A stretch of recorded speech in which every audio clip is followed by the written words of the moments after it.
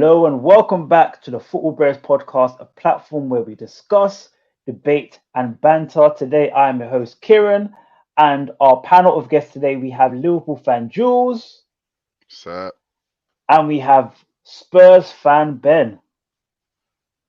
How's everyone? Happy, happy, happy.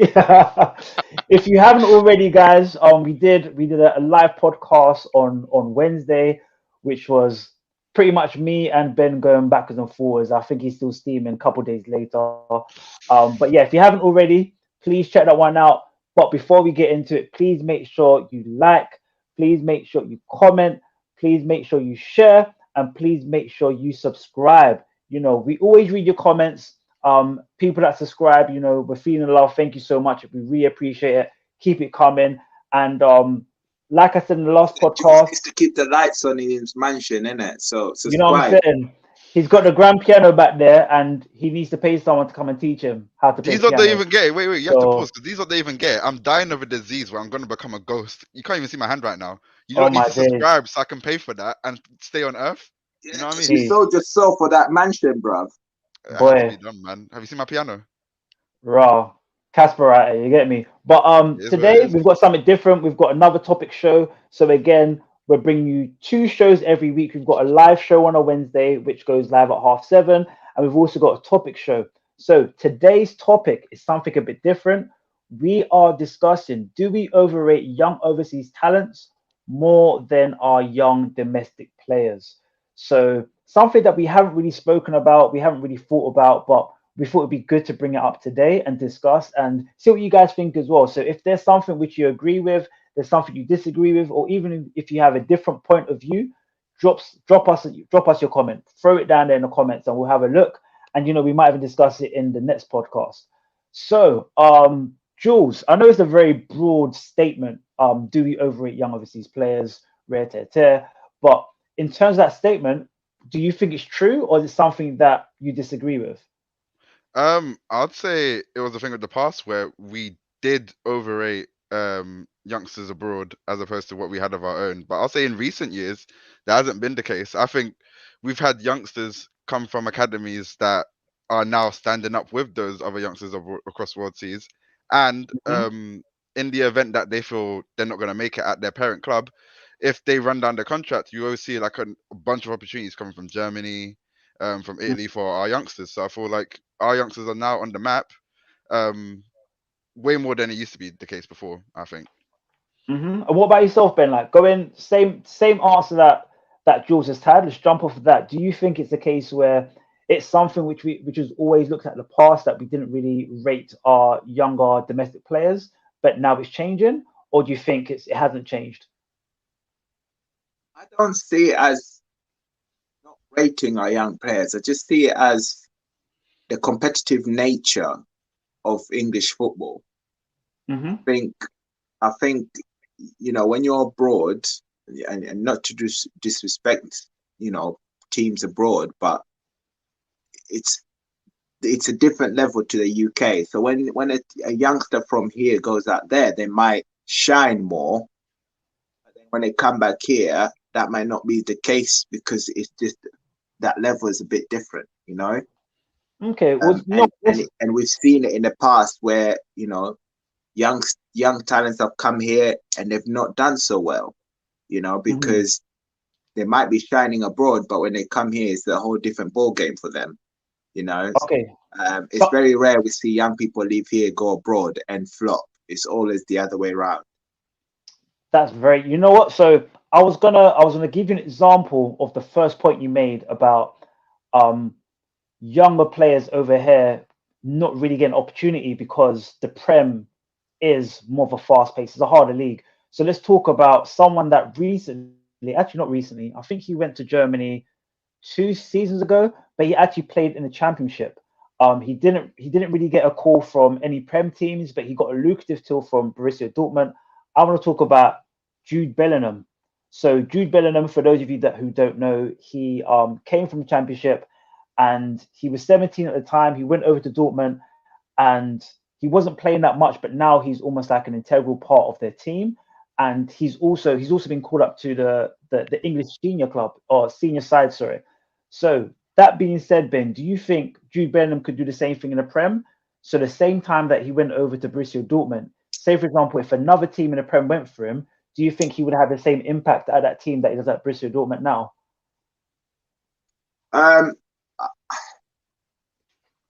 If he came to England now, right now, he may. It depends on what if he gets the games he needs to get himself up to speed. I think he can, because of the talent he is now. But if you think about at the time when he went to Dortmund, I think that was probably the best decision for him to make at that time, because obviously it is very challenging to make it into the first team here and be able to regularly play in the first team, because the moment you don't, then you don't develop.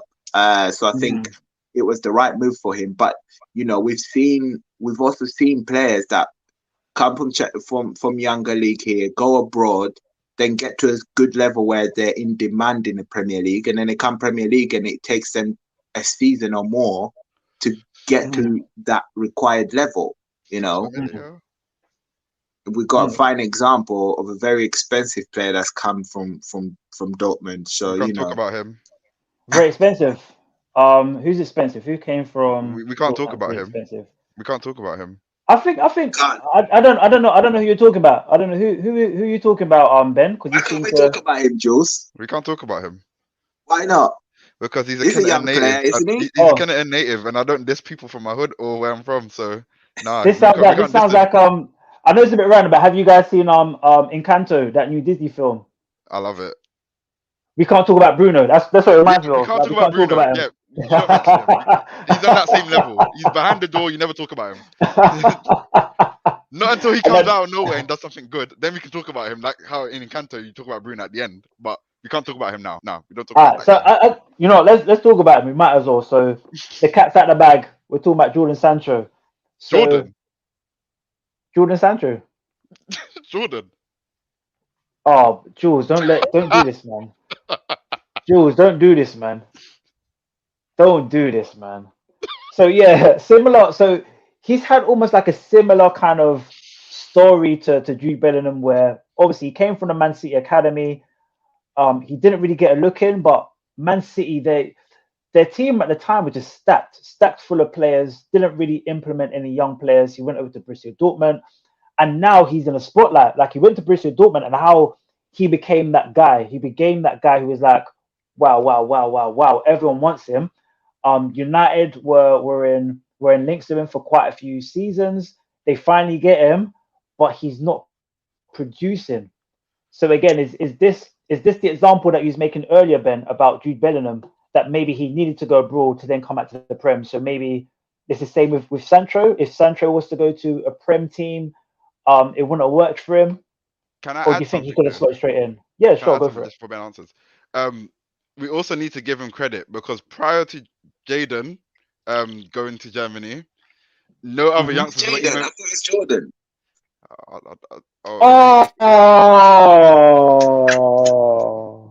Anyways, so prior to Jaden going to Germany, can we please deep that like no other youngsters in England wanted to go anywhere outside of England, and it took him and his brave balls to then say, yeah, you know what? I'm gonna be that guy that represents England overseas and show these other players that are my age group that yeah, we can actually play ball outside of England and be successful. And he did do that. I want to give him credit, because after that we saw the likes of Reece Nelson go abroad. So you agree with me? You agree with me that English league is on a different level? Oh yeah.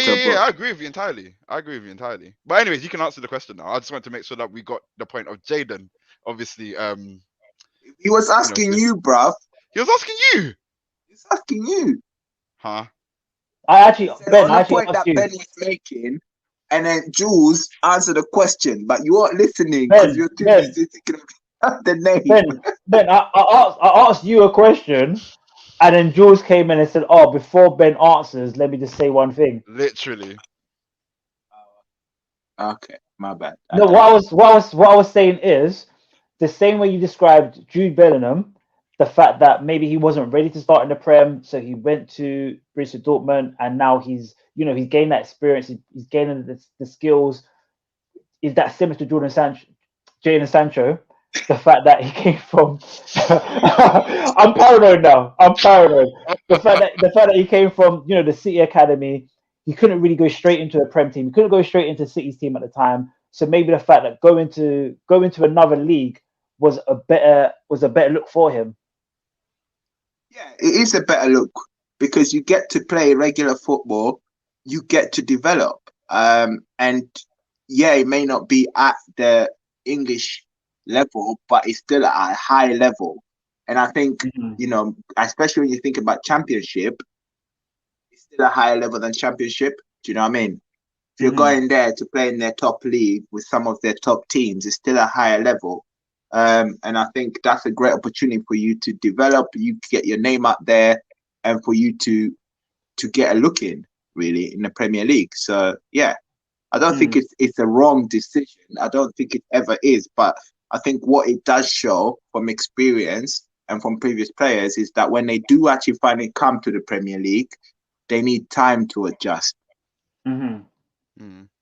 That makes sense, because when I actually think about it in terms of like teams around the world, I would say bigger teams, not teams not teams that will take anyone and everyone. In terms of the bigger teams in the world, I would say the only person that I can remember really being linked to a big team abroad that's come from the UK was Hudson-Odoi. I'm not sure if you remember years ago. Yeah, he was linked to Bayern, and then I think Chelsea offered him another deal. So I think that's the only player that I think has really been sought after by one of the bigger clubs that say, you know what, we're going to take him, we can implement him, and he can be that player for us. Other than that, it's usually just other non-domestic players that are going from our league back to Torres another is league. just gone. Torres is Spanish. Talking about English. Oh yeah. I'm talking about English players going abroad, being sought after. So we've spoken about Jude Bernham, we've spoken about Jadon Sancho. Jadon Sancho, his contract was up, so that's why he got snapped up.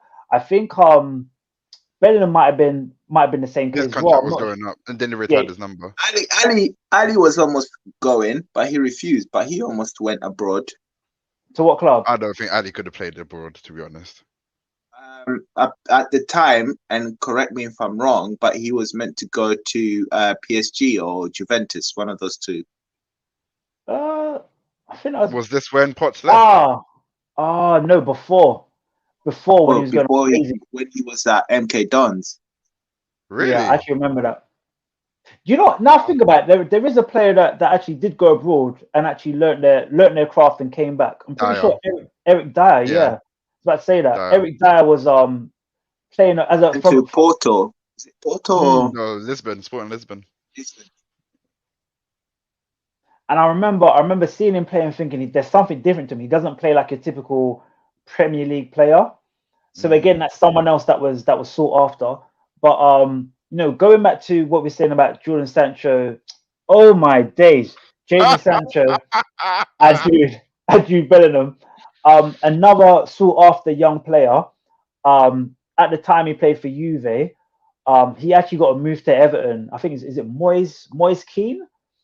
Yeah, he was in hot demand. There was a lot of teams that were after him around the world. He was young, he was Italian. I think at the time he was 19. Again, got the move to Everton. It wasn't the greatest of moves. I remember one game he literally came on as a sub and got subbed off again. Yep. But again, that's the player that I'm pretty sure at the time that there would have been young English players or young domestic players in the league looking for that chance. But Everton kind of said, you know what, let's go for this player. What is it that teams look at and say, it looks a bit more exotic. Maybe we can get more of a kickback when it comes to selling them on or get something different from them. Is there anything which is different compared to like a Moise Kean to let's say a Tammy Abraham, for example, Ben? Because Tammy Abraham would have been younger those times, or he would have been under 21, I think. I think it's just club scouting, really. I don't think it's anything else. I think it's just the whole idea of clubs scouting players from big club names and hoping that there will be talent, young players thinking that there will be like a higher level talent, but then turns out it's not really that. I think that's what it is sometimes. Anything you want to add to there, Jules? Personally, the way I see it is like when you're doing those comparisons of for example, Everton, when they brought in Moise Kean from Juventus, I can't remember if it was that season exactly, but I know they also promoted a lot of the youngsters into the team as well. That's when they started to introduce Calvert-Lewin, either then or like the season after. They introduced Tom Davies. They had like a fair few of the youngsters that coming into the fold with him. And I feel like they did that to kind of, well, one, I'm pretty sure their job was to like bring the general squad age down. So they want to do that and they couldn't buy like a whole flock of youngsters, so they include their own. But just to like make him play more comfortably or like, you know, get the best out of Moise Kean if he's playing with like-minded individuals. So I wouldn't say that teams then will buy in the youngsters to necessarily block out the academy players from coming up, but it's more so like if they could get a younger version of a target which they weren't to get for like half the price because of their age. I feel like that's what more clubs were reaching out for, as opposed to like blocking the academy. If there was someone in the academy who can make it, I'm pretty sure they're going to funnel their way through it, but they wouldn't block out like necessarily all of them, if that makes sense. I don't know. Yeah, that's just I'll give you a prime example then. So let's talk about Chelsea, for example. Chelsea, they've always been known to, if there's a player they want, they go out and buy that player. It doesn't matter how much they cost. Doesn't matter what their age is or anything. It was only when it was only when they for Everton. It was only when they received their transfer ban, they started to implement their younger players, their academy players. He's got two left hands. I think. Pardon? You got two left hands. Me, there's only one hand. You're right. You tripping? Yeah. Okay, put the mushroom down. Must be Jules' ghost traveling around. It's just phased underneath. Yeah. So yeah, like I was saying though, Chelsea didn't really tap into their young player market at the time. Their academy players, they had the likes of Reece James, Mason Mount, Tammy Abraham.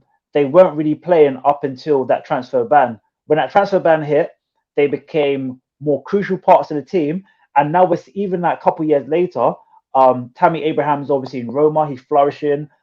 Mason Mount is Chelsea's current top goal scorer at the moment. Reece James, again, he is, I would say, one of the best right backs in the league at the moment. And the fact that he's been injured, you're seeing the team not producing as much as they used to. So again, is this something that Chelsea could have possibly done a bit earlier as well? Looking at their younger homegrown players and saying, you know what, we're going to put more time into you instead of going out and buying all these players from overseas. Let's go over to you, Ben.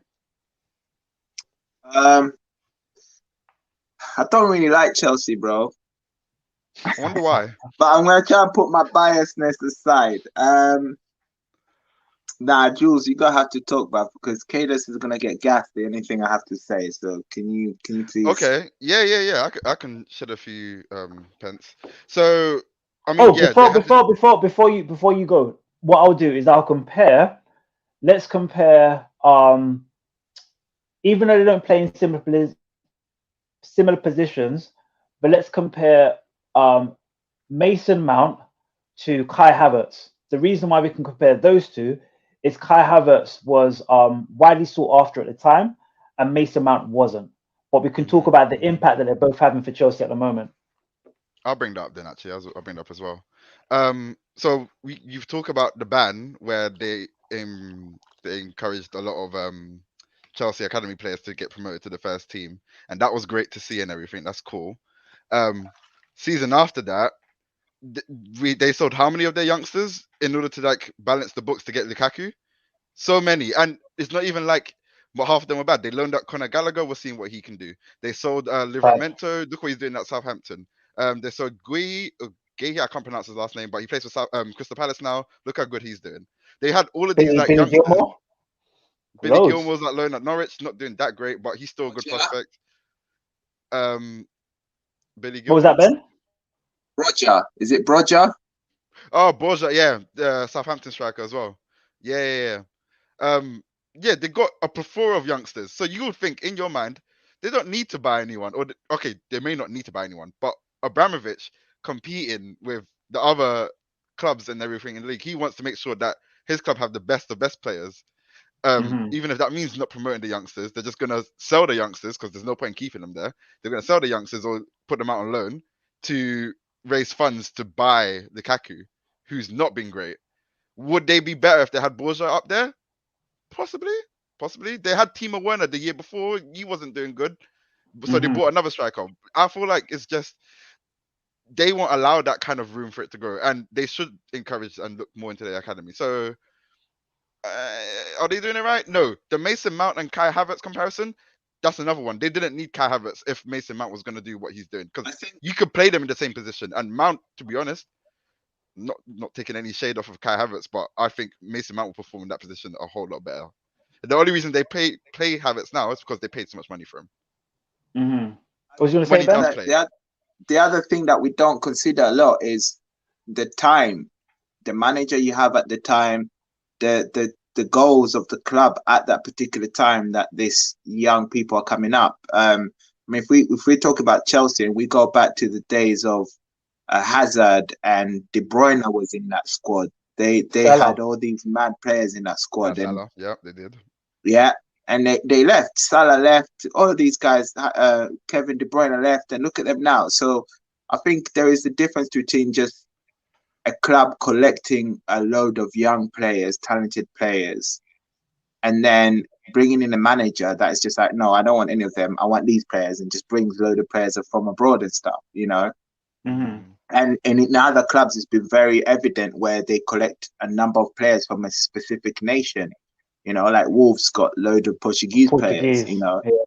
Do you see what I mean? They bring a load of Portuguese young talent. So I think that it's always that combination, and also the scouts they use, the type of scouts they use as well. So there's a lot of factors. Whereas if you look at some, you know, like Arsenal, or you look at Spurs, got loads of homegrown talents, especially even in sort of the academy squad. If you look at Spurs academy or under 23s, there's loads of British young players. And only one of them this season has, well, two now, have managed to sign a senior deal. And who are they? Skip and actually three: Skip, Scarlett, and the latest one to sign is what's his name? I forgot his name, but he just signed yesterday. No problem. Listen. But the point is I'm making, we've got like at least 15 English young players in our academy, but only 3 signed. But we've had 3 different managers in like the last year, you know, and that has an impact on young talents. Whenever you have a different manager, it can be a positive or negative one, you never know, but it always has an impact. And what about this season? You bought someone from Spain. It looks like one of the Beatles. Wow. Brian Gill. Yeah, that Don. Yeah, that's a good example. Brian Gill came in as a big prospect, a big talented young kid that's well known in Europe, and it's not worked out for him. Yeah. So was that? And now he's going out on loan. But do you think there was he bought to be a first team starter, or was he bought to develop and be that person over time? He was brought in to be a developing player. Okay. Which to me. Saying that, do you have any academy players or even players that are in and around the first team at the moment that could have taken that spot? Yeah, of course. One player that hasn't really had much chance, Scarlett. He's our striker, but he can also play on wing. He's not had a chance at all because obviously Kane was there, and before Kane there was what's his name from the guy you loaned out, right? Guy you had on loan. Yeah, you had him think on we loan. got I remember you him playing for from playing for their cup games. I remember Carlos Edie something. Ed. Oh, Remember Eddie kept talking about him, trying to compare him to a Batman because he was scoring bare goals in the FA Cup. yeah. So we had him, and it flopped, but Scarlett never got a look in. The only guy that's had a look in and he's done really well straight away is Skip. Skip has come in, and he's played 16 games. He's got 7 clean sheets. He's shown his performances. He's shown that he's capable of playing at the highest level, even against top 6 clubs. And you just think, why can't we do more of that, especially when we have cup games? But at the same time, there have been cup games where you look at certain players and you think, well, they're not really ready yet. But I think it's just one of those where it's a bit of a hit and miss. And I think we just need to invest a bit more. And the thing is, there's more opportunities in the Premier League not in the Premier League, in England right now, because teams, especially top teams, are involved in so many competitions that rotation becomes a necessity. So, yeah. Very, very true. Before, you know what I'd like to do actually is I'm going to read out a couple of young talents that we have around the world, and then I'll tell you some young talents that we have that are domestically from the UK. So from around the world, just so we can compare and we can see how people's outlook on these players are. We've got Torres, we've got Havertz, we've got Fati, we've got Rodrigo Jr., Sergio Dest, Alphonso Davies, Haaland, Pedri, Gavi, Camavinga, Baker. So those are just some players that we've got from around the world who are young, around 21 and under.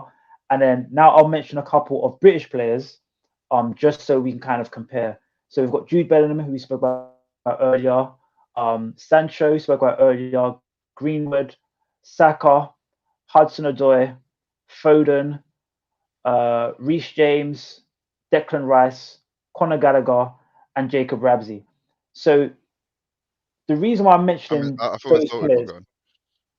Oh, what, who else should I throw in there? Who have I missed out? You didn't mention the king. King of Slava, Harvey Elliott. But anyways, we move. It's fine. Okay, we'll throw in Harvey Elliott. We can throw him in just for your sake. You. So Thank you. So if we're comparing the bias side, bro, allow it, innit? No, but there's more players I could have mentioned. I'm just giving you like an example of some players that we speak of highly in the Prem and players that we speak of highly that are not homegrown and they're from different parts of the world. So if we're comparing the two, when I said those list of names, what list of names sounded more lucrative to you, Ben? The foreign young players or the domestic young players? Automatically, mentally, it's the foreign. But I think why is that? Why is that? It's the hype, isn't it? And the teams they play for, with the hype around that. And I think even when you look at their stats, they look a bit more attractive because obviously, like I said, they play in a different level and they're allowed to express themselves. I think we underestimate the pressure of playing in the English league, and so, and I think that's what makes it a bit more attractive. But again, like I say, you bring those players here, they're gonna struggle. So, so yeah, adding on to that. So Jules, I got a question for you. So Ben said the names that were not domestically from the UK, they sounded more attractive, but they're playing in leagues which maybe they can shine a bit more. We can use, for example, Kai Havertz. When he was in Germany, he was having a crazy time. We already spoke about Keane. Do you think we have British players that can go over and have the same effect? The same way that Tammy Abraham at the moment, he wasn't that prolific at Chelsea. Maybe if he's given a bit of time, he could be, but he's having a great time in Roma. Do you think our British players should be seen in the same light as those other foreign players if given a chance? Yeah, I think they should be. I think given the opportunity, because now it's almost quite common that academy players who are going to get that opportunity in the first team tend to leave for clubs outside of England. So I feel like now they're understanding that, yeah, our players definitely have worth. Can they hold their own with regards to the same weight? I feel like some of the international names you mentioned are more so like generational talents as opposed to like, average players. Because the average German youngster doesn't leave the country that often, do they? Like, it's not every youngster that comes out of any of those clubs we mentioned and say, oh yeah, they're hot shit. A lot of Arsenal youngsters don't really even go Germany that much. One of them, what's his name? Musa. He went to Valencia from Arsenal. Hey, what about Guendouzi? Where did he go? Guendouzi stayed in France. Guendouzi. He's in is it Marseille? Marseille with Saliba. Yeah. Him and Saliba. Him and Saliba. They're doing well there. Yeah. Yeah, and Guendouzi's definitely staying there. He's not coming back to Arsenal, is he? So, but yeah, I feel our players can be just as lucrative, especially in today's like football and stuff. They can definitely be as lucrative. If not, then it's not that far off. Okay. Especially with English tax. Okay. So yeah. I like. Wow. He's actually doing it. Yo, Kieron, you're alive. Yeah. I'm frozen. I'm frozen or something. Did I freeze? All over again. Do you know the worst thing is, yeah, I thought it was Jules' internet. Because Wait, Ben, I came out all right, innit? Yeah, all right, cool. It ain't my internet, boy. Oh, it's me then. You know what? Yeah, his ghost is still there. Casper protected you. You know, I think. Bro. Oh boy, I can't remember. I don't even know what you guys said. What's the last thing? No, I think Jules was talking. Yeah, I just basically said that our domestic players are of similar value, if not more, than the current international overseas players. And if it isn't, then it's just like minor differences, albeit the generational talents like Haaland and everyone else. So yeah. So if we let's listen. I don't see any of our British players going abroad and not holding their own. I don't see it. Yeah. So the fact. So you spoke about generational talent, yeah. So if we're looking at the list of names I gave you earlier, you do have the likes of Haaland. Let's say I'll give you Fati, and should we go with Pedri? Go with those three for now, yeah.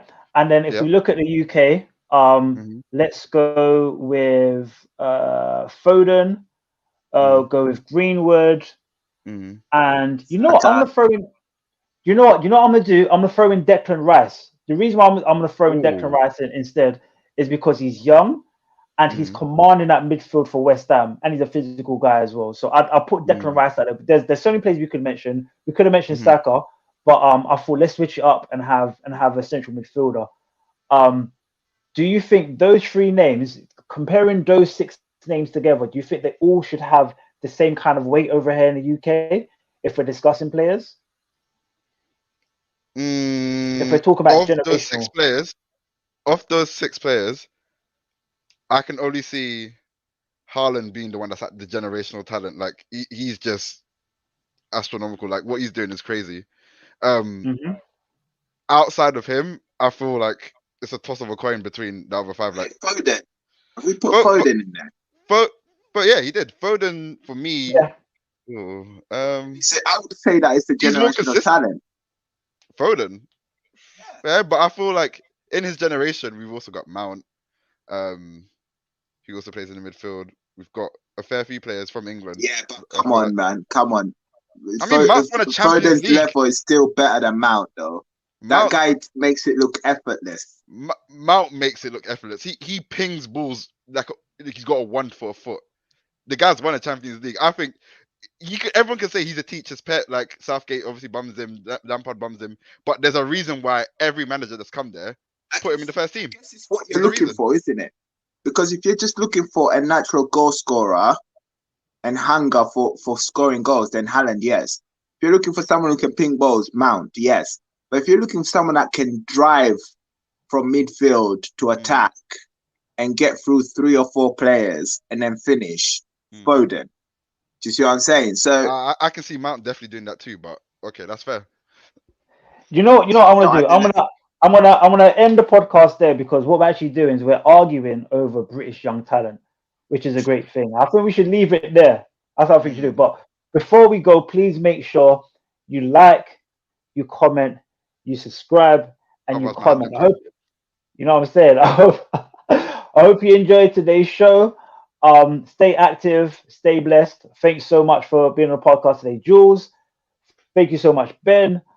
Enjoy the rest of your Friday, and we'll see you next week, Wednesday, for our live podcast at 7:30. All right. Peace.